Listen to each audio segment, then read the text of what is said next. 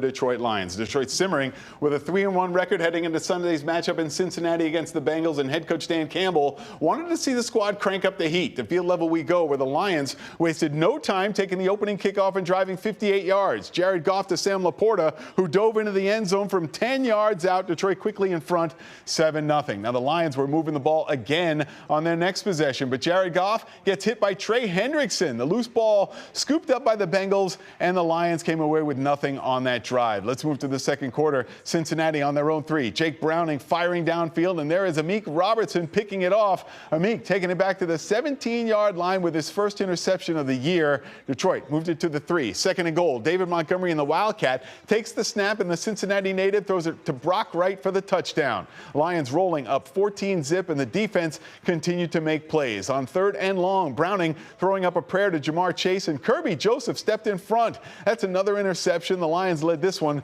14-3 at the half. Now the Bengals got the ball first in the third quarter, but they didn't have it for very long. Browning picked off again, this time by Alex Anzalone. Anzalone brought it back to the 28-yard line, and then on 2nd and 15 from the 20, the Lions throw a screen to Jahmyr Gibbs and watch him work his way through the defense. He then powers his way into the end zone for the score. The Lions on top 21-3, and you know when Gibbs scores, David Montgomery would want one of his own. And then on the next drive, Demo takes one outside and scores from 8 yards out. Detroit in control with a 28-3 lead. Now things got a little sketchy in the fourth quarter. Jamar Chase getting behind Robertson for a 64-yard touchdown to cut the Lions lead to 28-17. But no need to worry, Lions fans. The offense righted the ship and put this one away. Look at Jared Goff looking for and finding Isaac Tesla, and the rookie snags his second touchdown of the season. That made it 35-17. Then the defense added the exclamation point. Another hometown guy, Derek Barnes, crushes Browning in the end zone for a safety. The Lions improved to 4-1 on the year with a 37-24 victory. Fox 2 Sports Director Dan Miller has the wrap from Cincinnati.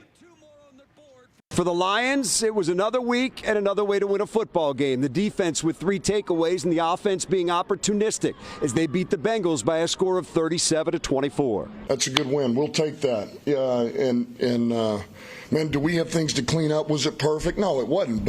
But man, we did what we needed to do. Came in here, and I thought our guys were ready to compete. We fought, and once again, the best thing we did, we played complementary football, and that's what great teams do. It's always good to get a team dub. Feels good. Come back, get a dub.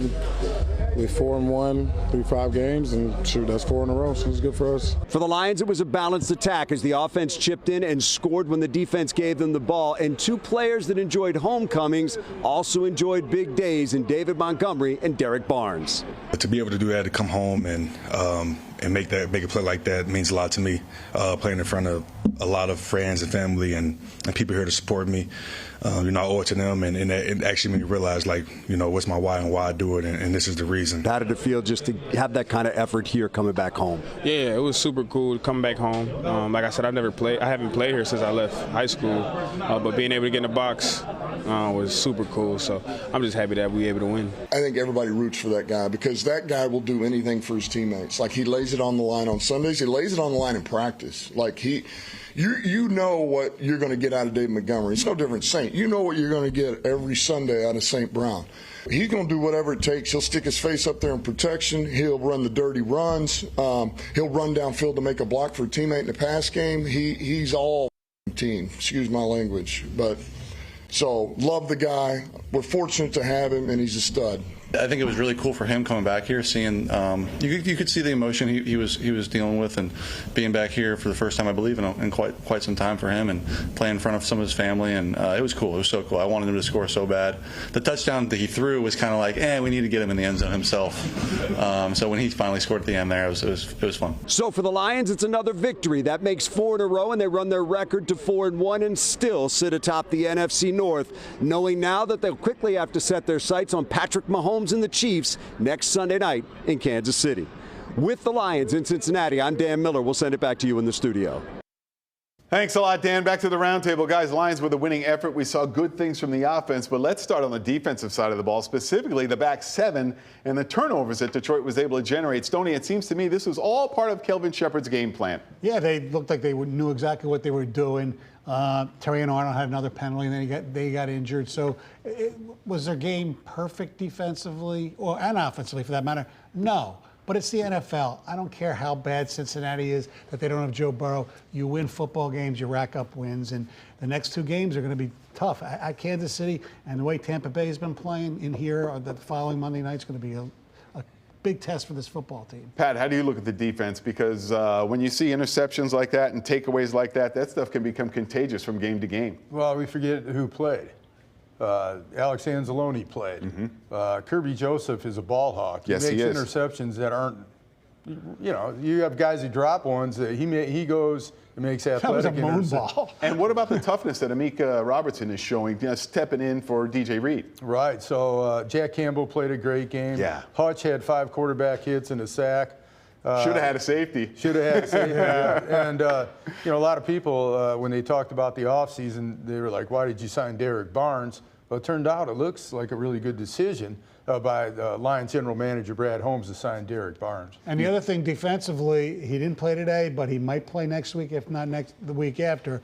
Aleem McNeil added to that line is really going to help because Reeder's played much better than he played last year. Right. And Tyreek Williams is only going to get better. So while they don't have that other pass rusher that a lot of people want, Well, Al-Queen Muhammad had 3 quarterback hits today. Yeah. So they've gotten a lot better. It wasn't like they needed to get Trey Hendrickson. I know he made a play against the Lions today, but it was 1 play. Yeah, it was. And it was, you give him his due. He's a good player. I mean, you expect that kind of thing. But you shouldn't trade you want to trade Brian Branch or whatever. And all that stuff. No, that's crazy. But you won't have to at the deadline, whether it's him or Cam Jordan of New Orleans. They're going no, even though they won today.